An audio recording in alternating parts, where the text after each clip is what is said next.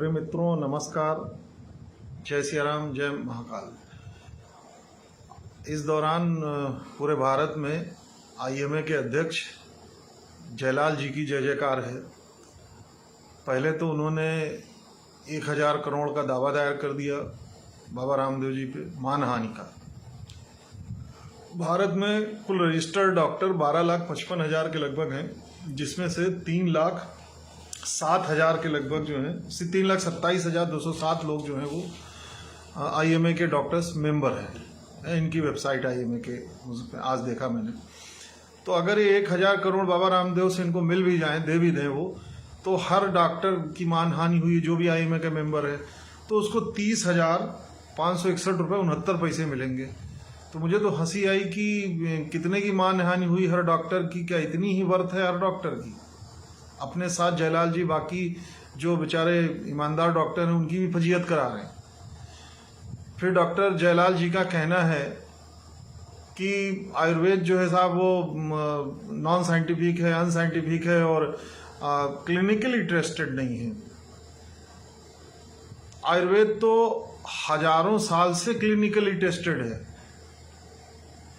जयलाल जी, आयुर्वेद वेदकालीन है। अगर आप उसको आपकी भाषा में 6-7 हजार साल मान लिया जाए, हम लोग तो उससे भी ज़्यादा मानते हैं, तो तब से वो क्लिनिकली टेस्टेड चला आ रहा है। उसको पब्लिक में भी टेस्टिंग की है, उसके सारे ट्रायल हो चुके हैं और उसके बाद इस फॉर्म में आया है। उसमें कोई बदलाव नहीं हुआ। उसके साइड इफेक्ट भी मालूम है, सब लिखे हैं किताबों में। अगर किसी दवा का कोई साइड इफेक्ट है, होम्योपैथी में भी सारी दवाएं जो है ह्यूमन बॉडी पे ही जो है टेस्ट होती हैं, उसके बाद वो आती है मार्केट में। आई हैनीमैन के समय से, जो आपके एलोपैथ थे हैनीमैन। लेकिन आप एलोपैथी में दावा करते हो कि साहब सब क्लिनिकली टेस्टेड है, चलिए मान लिया। तो ये जो कोरोना में अभी पूरे दुनिया में आज दोपहर तक हमने आंकड़े पढ़े कि 35.4 लाख डेथ हुई और भारत में 3.26 लाख डेथ हुई हैं। तो इनमें ज़्यादातर लोग तो एलोपैथी दवाएं खा रहे थे, तो उनको कौन सी क्लिनिकली टेस्टेड साइंटिफिक दवाएं आप अपनी एलोपैथी की दे रहे थे? वो एजिथ्रोमाइसिन, वो आइवरमेक्टिन, वो रेमडेसिविर, वो प्लाज्मा थेरेपी, वो डेक्सामेथाजोन, ये सब कहाँ आपने टेस्ट किया? आप टेस्ट एंड ट्रायल कर रहे थे। जो बच गया अपनी किस्मत से, जो मर गया उसको सॉरी, आप कोरोना योद्धा बन गए और वो शहीद होके जो है वो चला गया। तो किस आधार पे आप करो? आप ही की तरह तो हमारे गांव का बंगाली डॉक्टर है, वो भी टेस्ट एंड ट्रायल करता है। कुछ मरीज ठीक हो जाते हैं, कुछ खुदा को प्यारे हो जाते हैं। बस उसके पास MBBS MD की डिग्री नहीं है, इसलिए उसको पुलिस पकड़ ले जाती है। टेस्ट एंड ट्रायल पे मित्रों मुझे एक चुटकुला याद आ गया कि एक लेबोरेटरी में साहब उसका ट्रायल चल रहा था मेढक का उसका। तो उन्होंने वैज्ञानिक महोदय ने उसका एक टांग काटी और चिल्लाए जंप, तो मेढक जंप कर गया। दूसरी टांग काटी, फिर बोले मेढक से जंप, तो फिर जंप कर गया। तीसरी अगली टांग काटी तो फिर जंप चिल्लाए तो जंप कर गया। फिर चौथी टांग काटी तो फिर चिल्लाए जंप, तो मेढक नहीं जंप किया। तो उन्होंने उसका कंक्लूजन निकाला कि चारों पैर काटने से मेढक बहरा हो जाता है। बस इसी तरह के टेस्ट एंड ट्रायल जो है पूरी दुनिया में एलोपैथी के नाम पे चल रहे हैं। उससे ईमानदार डॉक्टरों की फजीहत हो रही। फिलहाल इतना चिंतित क्यों हैं आईएमए के अध्यक्ष जी जानरोज जयलाल जी? उसका कारण है कि इधर पतंजलि ने पिछले साल 5,000 करोड़ का टर्नओवर किया, इस साल 10,000 करोड़ का टर्नओवर का टारगेट है। तमाम मल्टीनेशनल कंपनियां जो खड़िया हम लोगों को मंजन कराती थी और क्या क्या कराती थी, उनके बिजनेसेस को लॉस हुआ है काफ़ी। उनको रिप्लेस किया पतंजलि ने।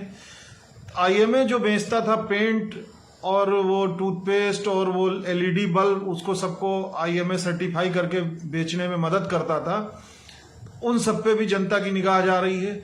लोगों की आयुर्वेद के प्रति जागरूकता बढ़ रही है एलोपैथी का हाल देख के, क्योंकि ना किडनी की कोई प्रॉपर मेडिसिन है, ना कोई आपकी लिवर की है, ना किसी और अन्य चीज़ की, सिवाय सर्जरी, ट्रांसप्लांट। आप मशीनों का खेल करते हैं। एक आयुर्वेद डॉक्टर नाड़ी पकड़ के मरीज का परीक्षण करके उसका रोग पता लगाता है, उसकी प्रकृति पता लगाता है, उसका दोष पता लगाता है। एक होम्योपैथ मरीज का लक्षण पूछ के उसका मुआयना करके उसका कारण पता लगाता है। लेकिन एलोपैथी में किसी जमाने में ऐसे डॉक्टर अच्छे हुआ करते थे, शायद अभी इक्का दुक्का बचे हों, जो मरीज को देख के उसको स्टेथोस्कोप लगा के उसकी पल्स देख के उसका परीक्षण करके उसका रोग जाने। अब तो ज़्यादातर डॉक्टर जो है मशीनों पे आश्रित हैं।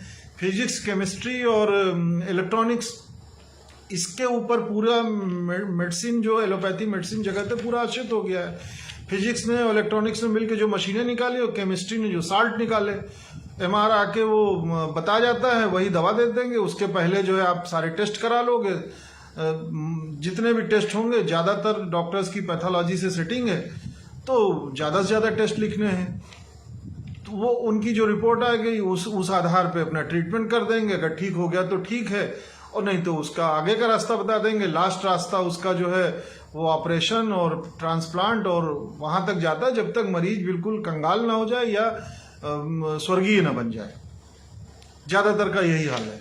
मैं क्षमा चाहता हूँ। वैक्सीन है, वैक्सीन का आप बहुत ढिंढोरा पीट रहे हैं। 6 महीने में आई और 6 महीने में सबको लग भी गई और टेस्ट एंड ट्रायल भी हो गया उसका, और वो बिल्कुल करोड़ों लोगों को लग रही है। लगनी भी चाहिए, मैं उसका समर्थन करता हूँ, अपील करता हूँ सब लोग लगाएं। लेकिन अभी डॉक्टर के अग्रवाल जी की डेथ हुई। बहुत प्रोमिनेंट हार्ट सर्जन थे। कोरोना पे उन्होंने ढेरों अपने वीडियो डाले। उसके बाद दोनों वैक्सीन लगवाई। दोनों वैक्सीन लगवाने के बाद उनकी डेथ हुई। ये नहीं पता लग रहा है कि वैक्सीन की वजह से हुई है कि निमोनिया की वजह से हुई है। फिर नई नई बीमारियां आ रहे हैं, आप उसमें भी टेस्ट कर रहे हो। कभी ब्लैक फंगस आ रहा है, कभी व्हाइट फंगस आ रहा है, अभी हो सकता है और कलर वाले फंगस आ जाए। कहाँ से आ रहे हैं आप ये पता नहीं लगा पा रहे हैं। और उसके बाद दावा ये है कि हमारी पैथी सर्वश्रेष्ठ है, बाकी पैथियों को बिल्कुल बंद हो जाना चाहिए। आयुर्वेद जो कि सर्जरी की जनक है, आचार्य सुश्रुत, आपका उस पर विरोध है कि साहब आयुर्वेद को कैसे सर्जरी का अधिकार दिया जाए। आयुर्वेद तो बिल्कुल जंगली औषधियां हैं उसमें तो सब।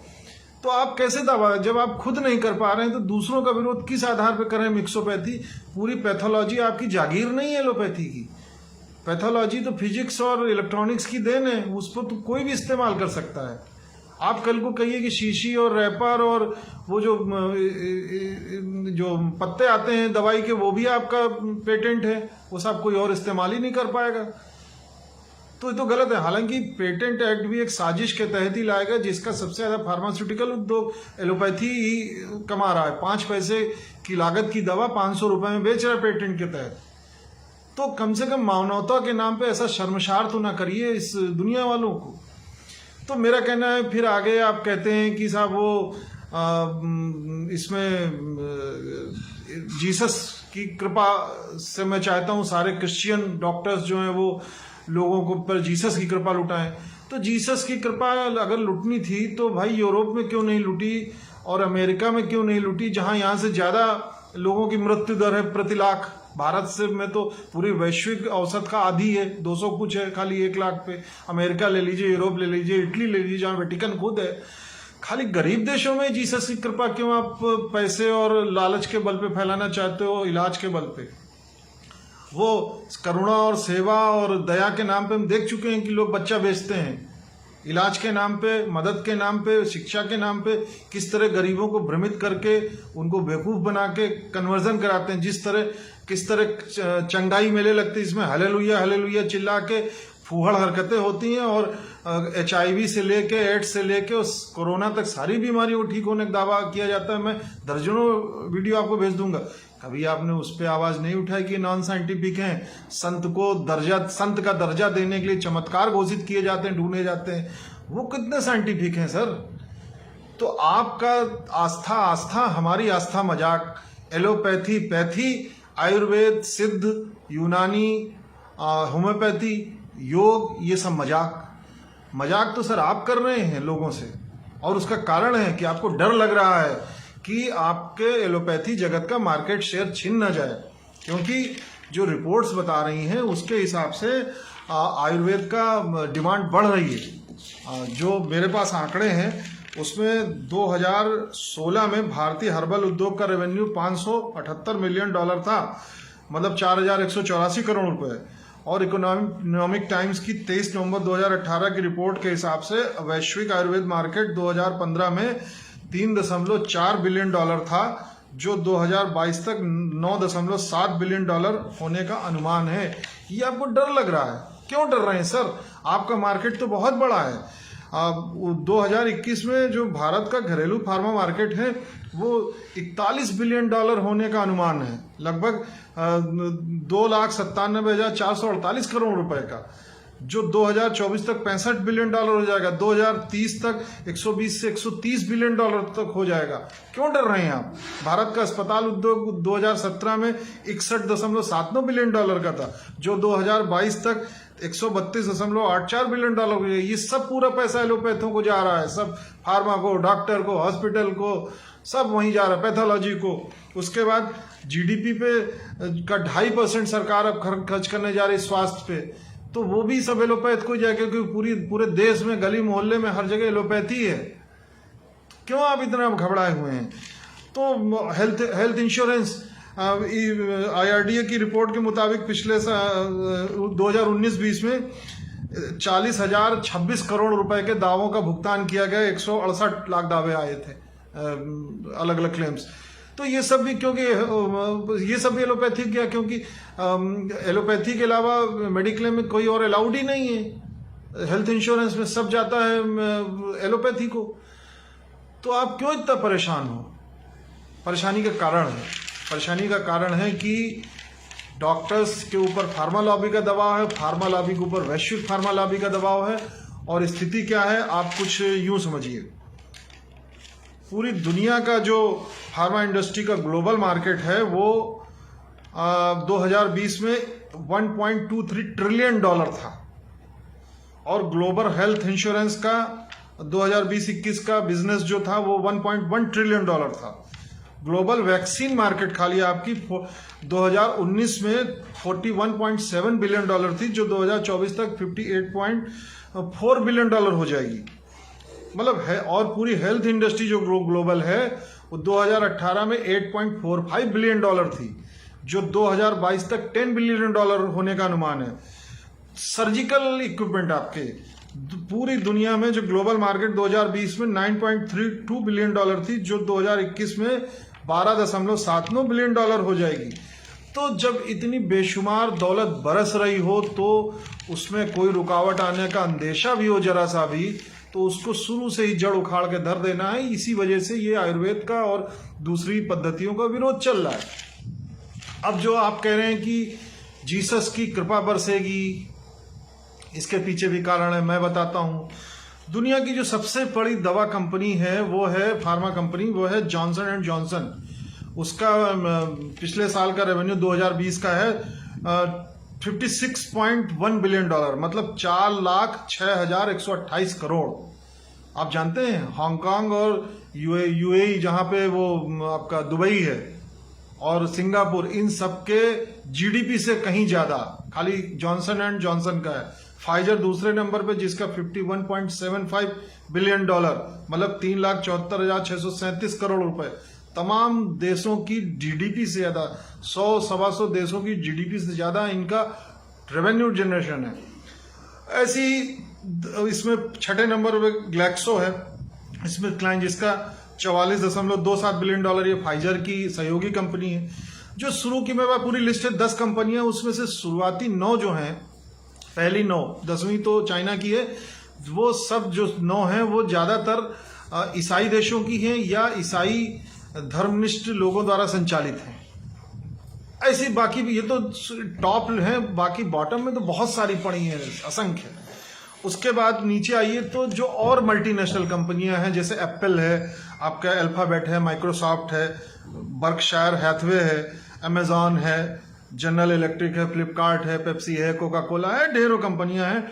ये सब भी या तो ईसाई देशों द्वारा संचालित है, वहां से चल रही है, या फिर ईसाई धर्मनिष्ठ लोगों द्वारा संचालित है। आप एक बात याद रखिए, ध्यान दीजिए, याद करिए कि जब ईस्ट इंडिया कंपनी आई थी भारत में तो उसके साथ मिशनरी भी आए थे। जब यहाँ पे मुस्लिम आक्रमणकारी आए थे तो उनके साथ वो अपने धर्म के मजहबी मौलाना भी लेके आए थे।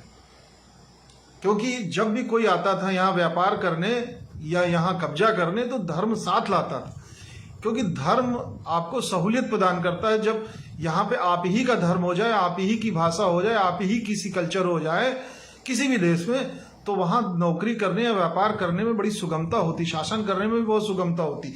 एक मुसलमान अरब देशों में नौकरी करने या व्यापार करने जाने में सहजता महसूस करता है। एक ईसाई यूरोप में, अमेरिका में, इंग्लैंड में जाने में, वहाँ रहकर व्यापार या नौकरी करने में सहजता महसूस करता है।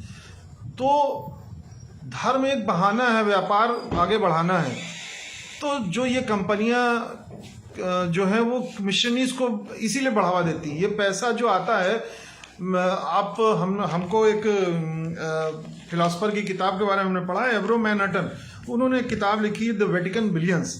उसमें उन्होंने बताया कि जो रोमन कैथोलिक चर्च का वेटिकन है उसके पास इतनी दौलत है कि और इतनी परिसंपत्तियां हैं कि आप कल्पना नहीं कर सकते। जितनी दुनिया की बड़ी बड़ी कंपनियां हैं उनके करोड़ों शेयर उनके पास हैं, अकूत भू संपदा भी है उनके पास। ये करते क्या हैं? ये मिशन में ही काम आता है। और ऐसी ढेरों संस्थाएं हैं। जो मुझे आंकड़ा मिला वो दूसरे नंबर के चर्च का मिला, वो है the church of Jesus Christ. उसकी जो नेटवर्थ है, जो संपत्ति है, वो $200 बिलियन है। ये बताइए कि ये इतनी चर्चेज इतना बेशुमार दौलत खर्च कर रही हैं कन्वर्जन में और धर्म प्रचार में, फ्री बाइबल बांट रही हैं, फ्री लिटरेचर बांट रही हैं, कॉरेस्पॉन्डेंस कोर्स करा रही हैं, हर वेबसाइट पे इनके विज्ञापन आ रहे हैं, चैनल्स चल रहे हैं। कहाँ से पैसा आ रहा है? पूरी दुनिया में ईसाइयों की आबादी सबसे ज़्यादा है, लेकिन उनमें गरीबों की संख्या भी ज़्यादा है। तो एक आम ईसाई इतना पैसा नहीं दान कर सकता कि वो दूसरे देशों में बेशुमार दौलत बांटे, billions of trillions of dollar में। यही कंपनियां देती हैं, जो एमएनसीज हैं, क्योंकि ये चाहती हैं कि पूरी दुनिया में एक ही सा धर्म रहे, एक ही सा भाषा रहे, एक ही सा कल्चर रहे।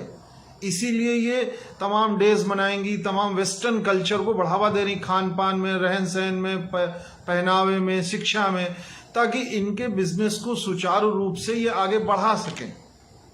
इसका उद्देश्य है। और इसमें तमाम संस्थाएं इनके पीछे पीछे जो पर्दे के पीछे हैं, जैसे आपकी WHO है, आपकी यूनिसेफ है, आपकी रेड क्रॉस है, ग्रीन पीस है, एमनेस्टी है।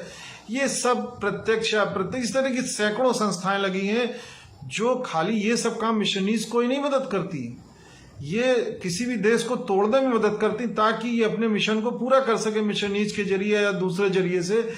ये जो देश विरोधी ताकतें उनको भी फंडिंग करती हैं। आप इस दौरान जो भी फंडिंग पर रोक लगाई गई, इस सरकार ने लगाई, मोदी सरकार ने, वो इसका कारण भी यही था कि बेशुमार दौलत आ रही है, वो कहाँ जा रही, कहाँ से आ रही, किसी को कुछ नहीं पता, और उसके बदले में समाज में अनार्की फैलती चली जा रही है। तो उद्देश्य सिर्फ व्यापार है, धर्म एक बहाना है, और ये पूरा एक मिशन है जिसमें मिशनरीज पीछे पीछे या आगे कहीं दिख जाएं, लेकिन उसके पीछे असलियत है व्यापार। ये पूरी बेचैनी उसी वजह से है, चूंकि IMA के अध्यक्ष एक धर्मिष्ठ ईसाई भी हैं, जॉन रोज ऑस्टिन जयलाल जी तमिलनाडु के रहने वाले हैं, मूल रूप से भारतीय हैं। इनके वंश परंपरा में भारत हिंदू लोग रहे होंगे, लेकिन आज वो ईसाई हैं, कट्टर ईसाई हैं। ठीक है, मैं उनकी आस्थाओं का सम्मान करता हूं, मुझे किसी धर्म या किसी पैथी से कोई गुरेज नहीं है, मैं उसका विरोधी नहीं हूं। लेकिन जो आपकी मंशा है, आप खुद अपना ठेका लीजिए, अपना जो इलाज करते हैं उसका ठेका लीजिए, पूरे देश के नागरिकों का ठेका लेने का प्रयास मत करिए। जैसे हमारी अभिव्यक्ति की स्वतंत्रता है, वैसे हमें इलाज कराने की भी स्वतंत्रता है। आयुर्वेद को भी उतनी ही स्वतंत्रता मिलनी चाहिए, एक आयुर्वेदिक डॉक्टर को, एक होम्योपैथिक डॉक्टर को, जो स्वतंत्रता एक एलोपैथ को मिलती है। एलोपैथ यहाँ के कोई विशिष्ट नागरिक नहीं है। और मैं आप लोगों से, अपने जो लोग वीडियो सुन रहे हैं, उनसे भी यही गुजारिश करना चाहूँगा कि इस मकड़ जाल से बाहर निकलें। जब तक कि बहुत ज़रूरत ना हो तब तक औषधियों के सेवन की बजाय अपनी जीवन पद्धति सुधारने का प्रयास करें। आयुर्वेद को रिस्टोरेशन से, आयुर्वेद के गौरवशाली होने से लोग इसलिए भी डरते हैं कि इनको लगता है कि साहब ये आयुर्वेद को मानेंगे तो वेद को मानना पड़ेगा, वेद को मानेंगे तो संस्कृत को मानना पड़ेगा, संस्कृत भाषा को मानेंगे तो भारतीय संस्कृति का लोहा मानना पड़ेगा कि साहब ये तो इतने पुराने सर्जन थे, इतने पुराने इनके यहाँ इलाज हैं और तमाम बड़ी बड़ी बीमारियों के अच्छे इलाज हैं। तो इस वजह से इनको भय लग रहा है कि इनकी कलई खुल जाए, क्योंकि इनके पास कुछ नहीं है। ज्यादातर हर चीज के लिए खाली कारण मिटाते हैं। अगर बुखार आ रहा है तो पैरासीटामोल से दबा देंगे, लेकिन उसका प्रॉपर इलाज अभी भी डायग्नोसिस करते रहेंगे। 20-25-50 हजार रुपए का बिल बन जाएगा खाली पैथोलॉजी का, उसका पता लगाने में। तो चूंकि आयुर्वेद खाली इलाज नहीं करता, इलाज का हिस्सा उसमें 20% है, बाकी आपकी दिनचर्या सुधारता है, आपका खान पान सुधारता है, आप क्या खाओ, किस बीमारी में कैसे खाओ, व्रत रहो, क्या करो, कैसा पानी पियो, कब सो, कब जगो, कब योग करो, कौन सा प्राणायाम करो, ये सारी चीजें भी सिखाता है ताकि लोग स्वस्थ इस देश के स्वस्थ नागरिक बन सकें। इसलिए मैं फिर आपसे निवेदन करता हूं कि इन एलोपैथ, जो लालची एलोपैथ है, खासतौर से एलोपैथी में मैं भी इलाज करता हूं जरूरत पड़ने पर, मैं भी एक रोगी हूं, साधारण नागरिक हूं देश का, और अपने इर्द गिर्द लोगों को देखा है भुगतते हुए। लेकिन उसके बावजूद भी मैं कहता हूं बहुत आवश्यक हो तो आप जरूर एलोपैथी की सेवाएं लें, सर्जरी की भी लें, अच्छी औषधियां हैं उनके पास हो सकती हैं। लेकिन ऐसा नहीं है कि आयुर्वेद या होम्योपैथी में या सिद्ध चिकित्सा में या यूनानी में उससे कोई घटिया मेडिसिन है या उसके समतुल्य नहीं है। वो हो सकता है कि तुरंत राहत, झूठी राहत ना दे सकें एक इंजेक्शन के जरिए। लास्ट ईयर जो है 1600 करोड़ सिरिंज बिकी पूरी दुनिया में। कितना भोंका है एलोपैथी डॉक्टरों ने सिरिंज। तो मेरा सिर्फ इतना निवेदन है कि उन पैथीज की तरफ देखिए और आप लोग दूसरों को जागरूक करिए। मैं अपने अगले वीडियोस में फिर इस क्रम को जारी रखूंगा। आप सभी को स्वस्थ, निरोगी, दीर्घायु होने की मंगल कामना करते हुए जय सिया राम, जय संकट मोचन हनुमान, जय हिंद।